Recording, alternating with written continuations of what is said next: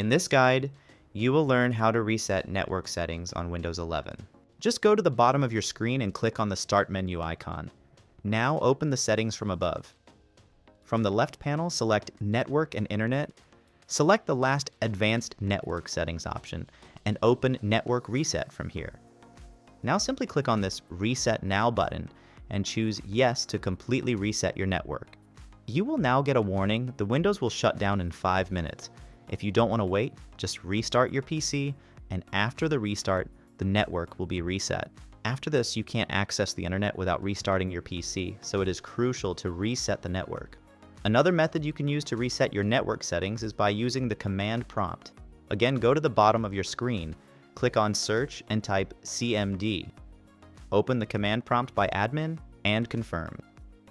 Now, in the command prompt window, just type the following commands one by one.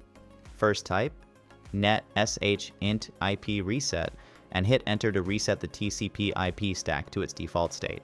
Then net sh winsock reset to reset the winsock catalog, which is used by network applications to communicate.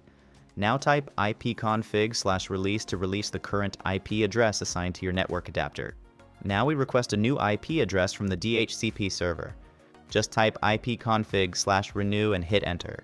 You can also do ipconfig/flush DNS to clear the DNS resolver cache. You won't need to restart your PC, but you can do it anyway for more surety. And that's it.